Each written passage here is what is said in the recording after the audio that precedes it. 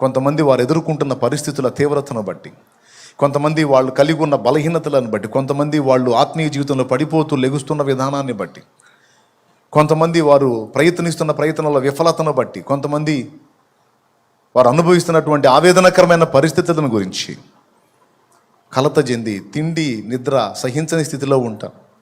అటువారు తమ ప్రతిష్టను తెలియజేసినట్టు అన్నమాట, తమ దేవునికి విన్నపాలు తెలియజేసినట్టు, నీ అవసరత నాకు ఇప్పుడు చాలా ఉంది, దయచేసి ఇప్పుడు నువ్వు స్పందిస్తేనే నేను బయటపడగలుగుతాను, లేకపోతే చాలా కష్టం తండ్రి అని.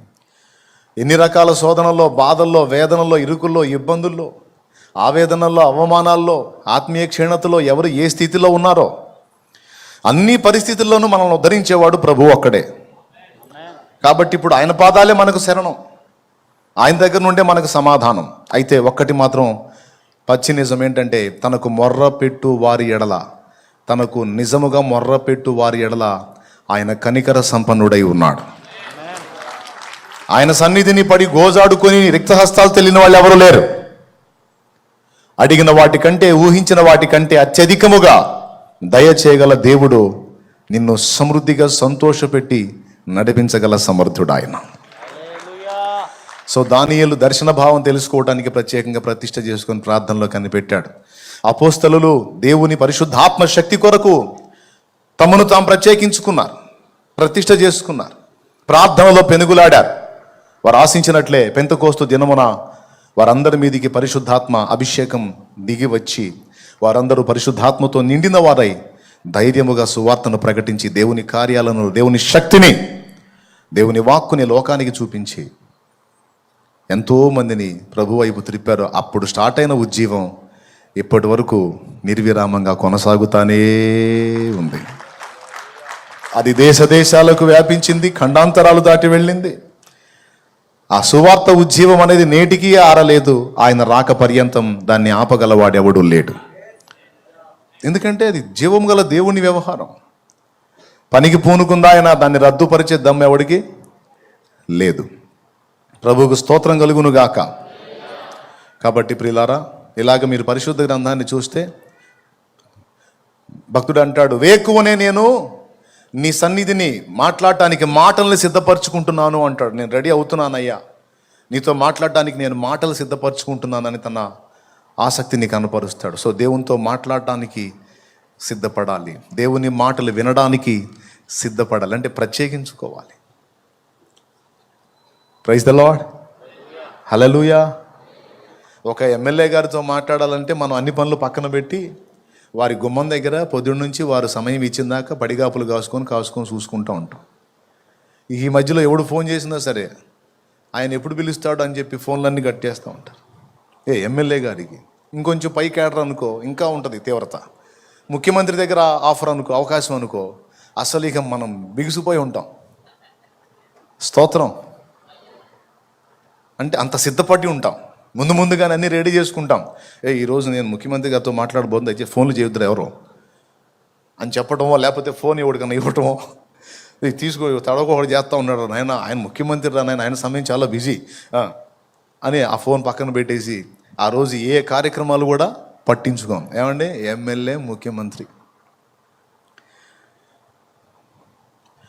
ఇలాంటి ఎమ్మెల్యేలు, ఎంపీలు, ముఖ్యమంత్రులు, ప్రధానమంత్రులు కోటాను కోట్ల మంది, ఒకవేళ ఈ లోకంలోనే కాదు ఇలాంటి లోకాలు కోటాను కోట్ల లోకాలు ఉంటే అక్కడ ఉన్నటువంటి ప్రధానులు, అధికారులు ఎంతమంది ఉన్నారో వారందరికీ పైన విశ్వ చక్రవర్తి ప్రభు, విశ్వానికే చక్రవర్తి, విశ్వానికే రాజు, ఆయన రారాజు.